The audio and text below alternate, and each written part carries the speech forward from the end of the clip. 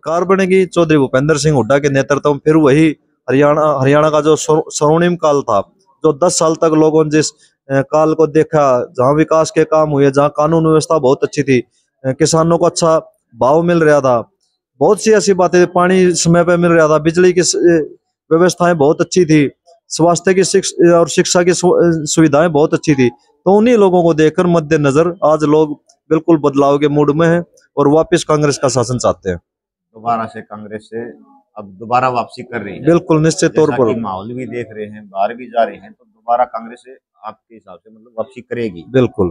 कितनी सीटें मान रहे हो आप हरियाणा के अंदर? देखो सीटें तो मैं इतनी नहीं बता पाऊंगा कि कितनी आएंगी, लेकिन इतना मुझे पक्का पता है कि कांग्रेस बहुमत से बहुत आगे जाएगी।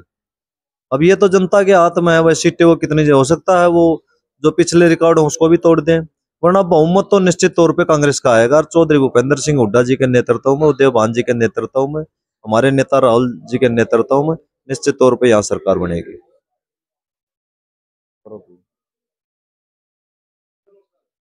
सर मैं एक बात और पूछना चाहूंगा, जैसे अग्निवीर ये चलाई गई है सेंट्रल गवर्नमेंट की, 4 साल तक रखेंगे, बाद में उसको छोड़ दिया जाएगा, क्या ये सही है?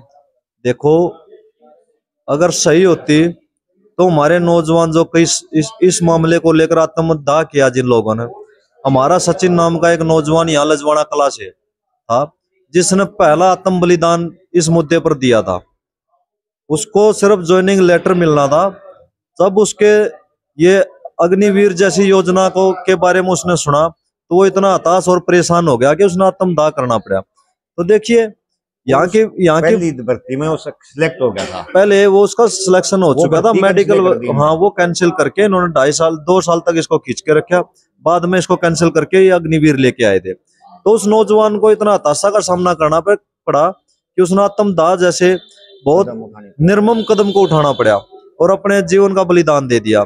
तो ये पहली जो उसकी बलिदान था, लोगों ने उसके बाद इस पे रिएक्शन आया और वो जो संघर्ष लोगों का इसके खिलाफ चल रहा है आज भी चल रहा है। और ये वीरों का और क्रांतिकारी लोगों की भूमि है जुलाना विधानसभा।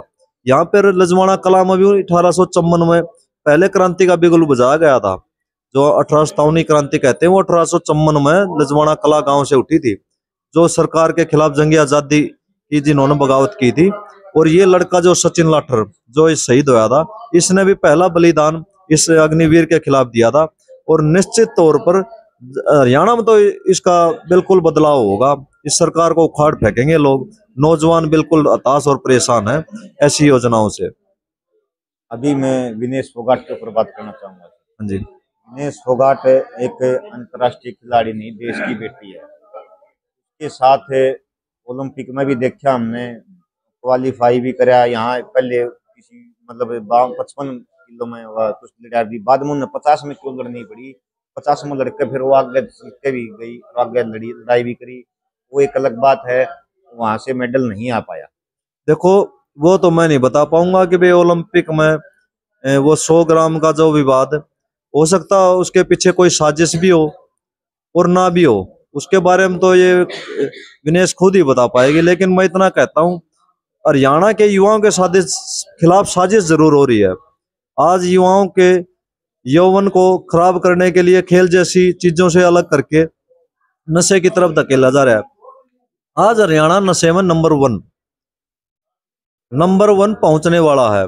अग्निवीर जैसी योजना लाके डिप्रेशन में नौजवानों को भेज दिया गया है। और जो बजट हरियाणा का, जहां से 80% मेडल देश के लिए हरियाणा के लोग लाते हैं, उनके लिए तो 16 करोड़ का बजट दिया जाता है। और गुजरात जैसे राज्य में जहां कोई बैडमिंटन का खिलाड़ी भी ओलंपिक जैसी स्पर्धा में नहीं जाता, वहां का 500 से ऊपर का बजट, 500 करोड़ से ऊपर का बजट दिया। तो मैंने भी देखा था, एक बार मैं खुद देखा था, ओलंपिक में गुजरात के सिर्फ 2 खिलाड़ी जा रहे थे अब की बार, और पैरा ओलंपिक में भी कम जा रहे थे और इसमें भी, दोनों में। लेकिन सबसे ज्यादा पदक लाने वाला एक हरियाणा एक ऐसा स्टेट है जो सबसे ज्यादा पदक लेके आता है, और उन्हीं खिलाड़ियों के साथ गलत क्यों हो रहा है? गलत नहीं, बजट को काट के इन्होंने यहाँ के युवाओं के साथ खिलवाड़ करके, अब भाई नौजवान खेल को छोड़कर, फौज को छोड़कर, देशभक्ति को छोड़कर, सारे आरएसएस जैसी विचारधारा को अपनाकर इस देश के खिलाफ काम करना शुरू कर दे। यहाँ अराजकता को पनपाना चाहते हैं ये लोग। तो ये एक बहुत बड़ी गहरी साजिश है। इस साजिश को लोगों को समझना पड़ेगा कि भाई ये आपकी आने वाली पीढ़ियों को बर्बाद और तबाह करना चाहते हैं। तो आपको इससे पहले कि वो दिन आपको देखने पड़े, इस सरकार को उखाड़ फेंकने में आई आपकी भलाई है। और लोग, कुछ जागरूक लोग बहुत जोर शोर से इस काम में लगे हुए हैं। देखो, मैं सबका तो नहीं कहता, कुछ तो जब अंग्रेज इस देश में आए थे तो कुछ ताड़ियां बजाने वाले भी थे, लेकिन मोस्टली लोग जो हरियाणा के हैं, जाति पाति धर्म सब बातों को छोड़कर इस सरकार को उखाड़ने के लिए तत्पर और तैयार बैठे हैं। क्या बीजेपी के 10 सालों में क्या जातिवाद बढ़ा है हरियाणा में या कम हुआ? देखो, ये बीजेपी वाले कितना ही प्रयास कर लें, लेकिन यहाँ की संस्कृति और आपसी भाईचारे को ये कभी तोड़ नहीं पाएंगे। उसके पीछे का कारण ये है कि परंपरागत रूप से हमारे जो बुजुर्ग सदियों से और पीढ़ियों से लगातार एक दूसरे के सुख दुख में हमेशा शामिल होते आए हैं। हो सकता है ये उनको बहका सकते हैं, भोले लोग हैं हमारे हरियाणा के, बहका सकते हैं, लेकिन एक निश्चित दूरियां नहीं बना सकते हमारे बीच में। कुछ समय के लिए इन्होंने हमारा मनमुटाव करके हमें एक दूसरे से अलग किया, लेकिन समय हमेशा एक जैसा नहीं रहता। वो दूरियां कम होंगी, हो भी रही हैं, पहले से बहुत ज्यादा इसका असर कम हुआ है। लेकिन ये अब भी बीजेपी वाले इसी प्रयास में है कि हमारी रोजी रोटी, हमारी सत्ता सिर्फ इस माध्यम से चलती रहे कि हम जाति पाति में लोगों को बांटते रहें और हम इस सत्ता पर काबिज होकर यहाँ का विनाश करने में और यहाँ का बजट खाने में पूरा वो करें। मैं इससे पिछला इलेक्शन में सर 2019 के इलेक्शन में, हाँ जी, बीजेपी के एक नेता आया करते, सैनी करते, हाँ जी, हाँ जी। वो खूब उन्हें 35 और एक जात का अलग से नारा लगाया, बीजेपी उसको रोक नहीं पाई। नहीं, बीजेपी रोकेगी कैसे? वो बीजेपी ने ही तो प्लांट किया था।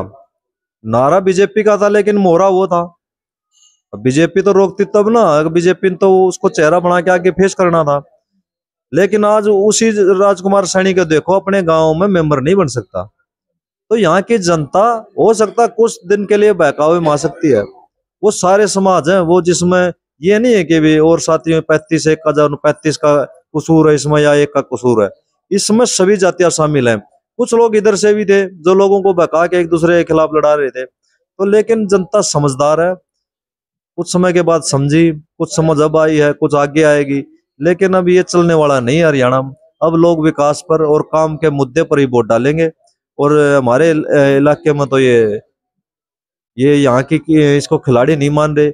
ये तो देश की बेटी है, इसके ने तो अपने देश के मेडल लाने के लिए अपने खून, अपने शरीर से एक बोतल 700 ग्राम खून तक निकलवा के मेरा वजन वहां तक पहुंचे। 2 दिन तक पानी नहीं पिया इसने, अपना पसीना इतना बहा दिया, डॉक्टरों ने कह दिया था इसके बाद अगर आपने पानी नहीं पिया तो डिहाइड्रेशन की वजह से आपकी मौत हो सकती है। औरत को सबसे ज्यादा प्यारी चीज अपने बाल होती हैं। इसने इस देश की वतन परस्ती के लिए, वजन को वहां तक लाने के लिए अपने बाल तक कटवा दिए। इसकी मौत भी हो सकती थी। अब लोग इसको जुलाना की बेटी नहीं, हिंदुस्तान की बेटी मानकर इसको वोट दे रहे हैं। कितनी वोटों से हम विजयी माने विनेश फोगाट को अगर वो जीतती है? देखो, जीत 20,000 से तो ज्यादा है ही, लेकिन हो सकता है ये आंकड़ा 50,000 तक भी पहुंच सकता है। अब लोगों का जो हजूम, जो इसके प्रति सहानुभूति और उत्साह देखने को मिल रहा है, इसके आधार पर मैं कह भी सकता हूँ कि निश्चित तौर पे 50,000 के आसपास जानी भी चाहिए। और अगर लोग इसको वास्तव में देश की बेटी मानते हैं तो यहाँ तक पहुंचाने का बिल्कुल कार्य करें। अगर वे 50,000 से एक बड़ा धमाका करके विधानसभा में जाए और हमारी आवाज को बुलंद तरीके से चंडीगढ़ की विधानसभा में उठाए। कल मैं रामरा रैली में भी था, हाँ भी उनका प्रोग्राम देखा, दीपेंद्र हुड्डा खुद कह के गए थे अगर हम इसको बनाओ, आगे आगे पहुंचाना हमारा काम है। इसका मतलब क्या समझे, क्या उसको बड़ा पद मिल सकता है? निश्चित तौर पर देखो, बड़ा चेहरा है ये, बहुत बड़ी इच्छा शक्ति है इस कैंडिडेट में। जब इसने ब्रजभूषण जैसे एक तानाशाह के खिलाफ, मोदी और अमित शाह के जैसे तानाशाह के खिलाफ सड़कों पर उतर सकती है, तो ये जब जुलाना विधानसभा के काम और इसके विकास की बात आएगी तो ये बहुत बुलंद तरीके से आवाज को उठाएगी। और जहां तक भाई दीपेंद्र हुड्डा जी का बात है, वो तो आज वर्तमान युग में देखो, एक ऐसा नेता जिसका पिता मुख्यमंत्री था, जो खुद एक सांसद था, 10 साल तक लोगों ने जिसके कपड़े फाड़े हों, जो शराफत और इंसानियत की एक प्रतिमूर्ति हो, तो उसकी बातों को लोग बिल्कुल सीरियस लेते हैं। और उसको चाहने वाले बहुत लोग हैं यहाँ पे, मैं भी उन्हीं में से एक हूँ। ये तो मैंने कल रैली में भी देखा था जी, जैसे ही दीपेंद्र हुड्डा आए बाहर लोगों का बाहर उसकी तरफ भागने लग गए और वो बिल्कुल तो खुश हो गए, मतलब उसके जब तक उनके कपड़े नहीं पाड़े जाते तो लोग पास नहीं आने तो मजा ही नहीं आता इस चीज में। कल मैंने खुद रैली में देखा। नहीं, ये बहुत इंसानियत और शराफत की बात है। मुख्यमंत्री तो के बेटे तो वो और भी हुए, उनसे मिलना मुश्किल ही नामुमकिन होता था। उनके जो सिक्योरिटी गार्ड थे उनको भी पीछे छोड़ दिया उन्होंने मिलने के लिए, नहीं, लोगों से मिलने के लिए। सिक्योरिटी दीपेंद्र हुड्डा ने सिक्योरिटी और रक्षा की बात तो तब होगी ना जब कोई खतरा हो। वो सर्वमान्य और सर्वप्रिय नेता हैं, उनको ना तो किसी से खतरा है, ना किसी जाति से, ना धर्म से, ना किसी समुदाय से।